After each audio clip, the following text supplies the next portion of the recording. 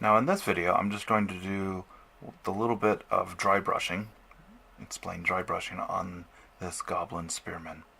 He's pretty much done. It's just a few more things that we need to do. So we're going to add a little bit of dry brush on the fur trim on his boots, a little tassel here on his spear, and then also we're going to do it on the ground, which has been textured and painted black. So we're going to use our base coat of Rakar flesh. Now when you dry brush, you want to have basically what it is you're having a very dry brush with a little bit of pigment, a little bit of paint on your brush, and then you're just going to lightly go over the raised areas, and what little bit of paint pigment is still in the brush will pick up on the raised areas. So we just dab it in our paint pot, and you're going to wipe off pretty much all the paint on it, so there's very little paint on there. But it's just enough to pick up on the raised areas. So I'm going to use this is an Army Painter dry brush, but it's a flat brush, so you want one with stiffer bristles. You don't want to use your nice brushes on this because it will ruin your brush. This technique will ruin the brush. So I'm just using the edge of my dry brush here and just picking out those tips. It's a very nice, quick way to pick out raised areas, especially on fur and hair or texture like on the base. See how that just a little bit on there just picks that up. Now I can go back with a smaller brush and hit the raised areas with it.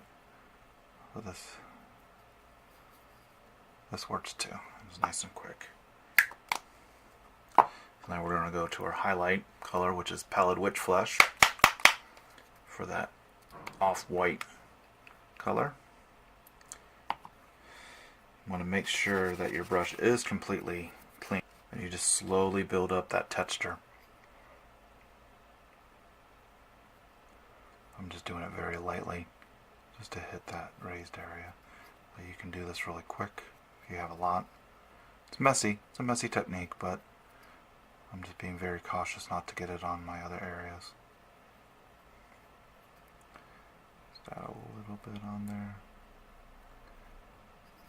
The brush I think is a bit too big. Yeah. So we'll go ahead and clean that. Making sure it's really dry and clean. On my paint, on my paper. So I'm going to go back with this highlight and just go at it with a regular brush just to hit some of those raised areas on the fur. Just because it's kind of hard to get to it with the dry brush. So you can do it this way too, where you just lightly drag your brush across it to hit those raised areas. The edge of the side of your brush works really good with the brush to get a little bit better, a little more brighter highlights.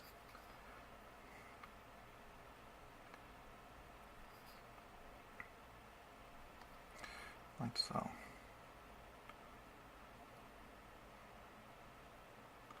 And I'm just doing a random little pattern just to pick up some of the highlight. Alright. So now he is pretty much done. We're now go to do a quick little dry brush on his base. Make sure my brush is dry. This is where I like to use dry brushing, is on the base. So alright, so for my basing, that's what I tend to do on a lot of them, is using a yellow-brown. So in this one we're going to use Zemesi Desert, and then a lighter dry brush of Ushapti Bone.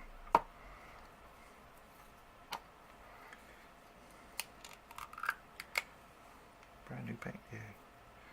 Alright. So I just get a little bit on the brush. And make sure when you wipe it off, it's not in a wet area. Like here, I've dabbed it with water, so I don't want to touch that area, because then my brush will get wet.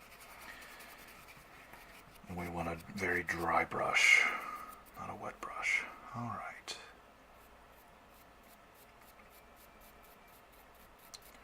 And as you can see, the technique's really good for basing.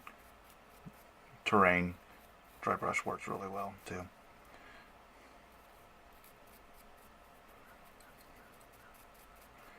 I'm just dabbing it across the area. Now with this, if you tend to get some of the basing on their feet, that's okay. It makes it look like they've been walking for a while and they got dirty feet. But if you do not want that look, just be careful. And if you tend to stray onto it, just go back and fix it with your paint, the color that you used for their feet.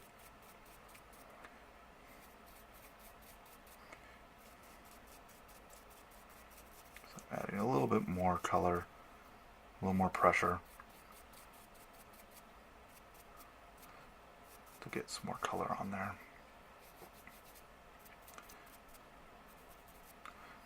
So. And if I wanted to, instead of having black base, I could have done a dark brown, like the Rhinots hide brown, and then do the yellow.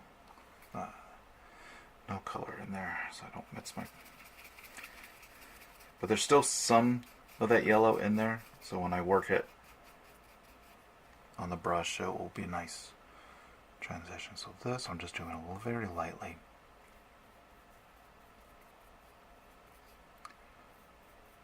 Certain areas, very lightly to pick up that very top edge. So there we go. Now we're going to add some grass to the base to make it a little stand out. Use mixing matte medium. It's a nice consistency to apply the grass, or you can use thin down white Elmer's glue. Just water it down. Stool glue. The mixing medium tends to already be that consistency that works really well, so it's a nice quick way to do it. So I add my mixing medium.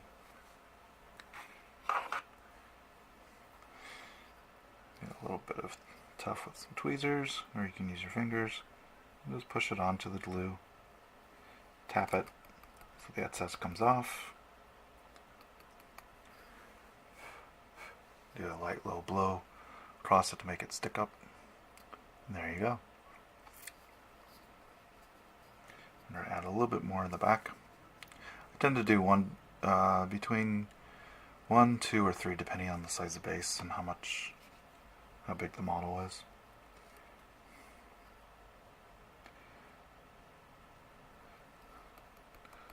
Two is the average.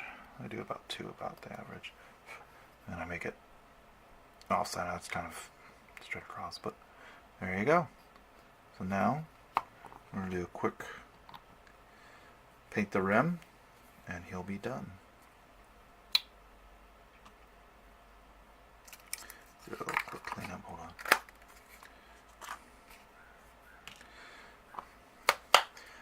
I always base them in black. All my models in black. It's personal preference. So I'm just trying to grab a little bit of black, put it on my palette, so I can thin it a bit. Never paint out of the pot, because you never know how thick it is, and you don't want thick paint, because it can clump. So just add a little bit of water to make it flow. And this just cleans up any dry brushing.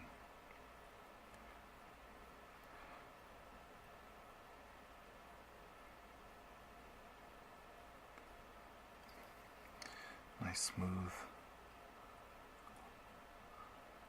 application around the base. Just Slowly go around it. Make sure you're got a nice, smooth application. If the paint gets too thick, just add a little bit more water.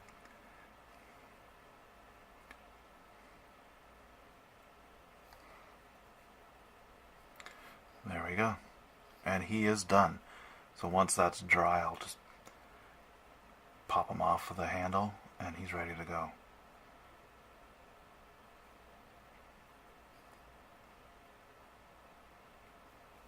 Alright.